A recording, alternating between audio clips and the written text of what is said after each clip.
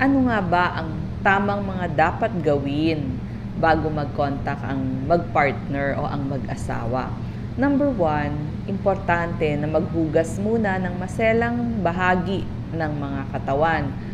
Sa kababaihan, yung puwerta nila at sa kalalakihan din, yung kanilang maselang bahagi gamit ang mild na sabon at tubig bandawan mabuti at tuyuin din mabuti. Kailangan maging malinis tayo sa ating katawan.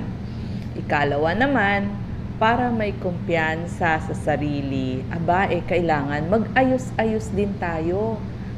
Ayusin din natin yung ating buhok, magsuot tayo ng maganda, pati ng ating underwear, kailangan medyo maganda at komportable ang ating mga suot o damit.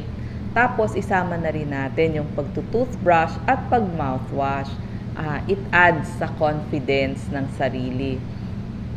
Kalinisan din yon actually, kaya gusto natin mas maayos, mas presentable, at full of confidence tayo. Number 3 naman, sa mga babae, i-check muna kung may peligro na mabuntis kayo kasi baka nakakalimutan nyo kung ovulation nyo yon, kaya importante din tinitignan kailan yung regla. Bakit ko sinasabi? Kailangan maging matured tayo. Kasi hindi lamang puro puso ang ginagamit, kailangan isipan din ay ating gagamitin. Kung hindi kayo sigurado o kaya maaaring mabuntis kayo sa pagkakataong iyon, gumamit tayo ng birth control at kailangan din kung hindi nyo permanenteng partner itong kasama ninyo, baka kailangan gumamit tayo ng condom. Okay? So, importante yon, gamitin ng pag-iisip, hindi lamang ang puso. Maging matured tayo pagdating sa contact. Maigi din, gumagamit nga nitong mga birth control kasi yung lalo na yung condom para maiwasan yung mga sexually transmitted infections o yung mga nakakahawang sakit dahil sa contact. Maging maingat din tayo. Pero kung hindi pa nga natin balak mag-anak, kailangan ipaplano din natin sa mga mag-asawa. Number 4 naman, mas maiging magbanyo muna o umihi muna. Pareho ang babae at ang lalaki kasi makakaluwag-luwag din yun sa kanilang pakiramdam at maaaring makaiwas sa mga urinary tract infection. So maganda magbawas muna o magbanyo or umihi muna bago ang contact. Number 5, kailangan may nakahanda din kayong lubricants. Ito ay binibigay ng inyong OBGYN, lalo na kung nagkakaedad na tayo. Kahit hindi rin may edad, itong mga lubricants na to kailangan water-based. Nabibili ito sa ating mga butika.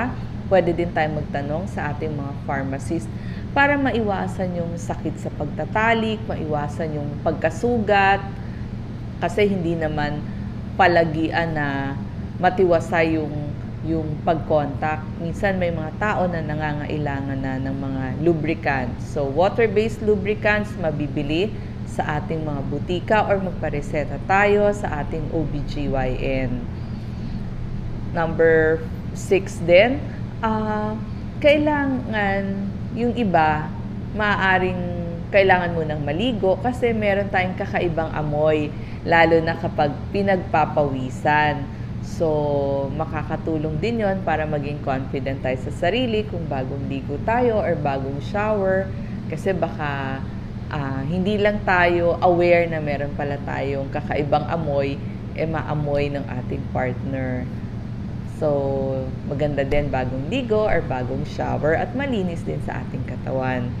Number 7, ito naman yung mga ipinagbabawal or hinay-hinay lamang. Ano yon? Huwag masyadong agresibo. Ibig sabihin, dahan-dahan muna sa pag-uumpisa. Huwag naman yung gigil agad. Kasi lalo na, it depends upon age. Baka mas maedad yung isang partner. So, kailangan huwag masyadong aggressive. Lalo na sa katawan natin, huwag magjo-joke or huwag mong pagtatawanan yung iyong partner kasi baka makasakit ka ng damdamin. Ngayon, pagdating naman sa weight, meron kasing mag-partner, isa manipis or payat, yung isa naman medyo may katabaan. So, isipin din natin yung weight ng mag-partner. Kung ang isang partner ay napakabigat or napakataba, kailangan dahan-dahan siya. Kung yung partner niya ay maliit lamang or magaan lang siya or payat lang siya. Kasi meron ding mga sakit or aksidente na nangyayari. Baka naman may scoliosis siya. So, or may back pain. So, merong mga position na pwede lamang sa kanila para hindi rin tayo makasakit dun sa ating partner. Ilagay din natin yon sa ating isipan. So, pwede natin pag-usapan yon or itanong dun sa inyong doktor or mag-research muna ano lang yung mga pwedeng position sa kanila. Kasi marami pong nai-injure. So, ingat po sa injury. Hindi po yun biro, pero ingat lang kasi marami ng tao, lalo na kung umiidad. Yung iba nga kahit bata pa may mga low back pain na or may mga scoliosis. So, kailangan binibigyang pansin din yun. Huwag dadaganan kasi baka makasakit kayo. Ngayon, number 8, kung hindi regular na partner or kahit nga sa regular na partner, pinapayo pa natin regular na pagpapacheck up sa inyong OBGYN kung kayo ay babae at sa urologist naman sa kalalakihan. Hindi mo rin masabi kahit palagi na kayong mag-partner, baka naman merong mga sexually transmitted diseases, lalo na kung merong mga discharge na nararamdaman o may sakit, may kirot, or may mga nakakapang mga parang bukol. Kailangan yung pap smear at check-up kasi meron din tayong mga warts ngayon, mapababae, mapalalaki. So, magandang merong mga laboratory test din para sa mga sexually transmitted diseases kung kinakailangan. Maganda nagpapa-check up din tayo. Number 1, magsimula muna ng dahan-dahan lalo na kung may edad.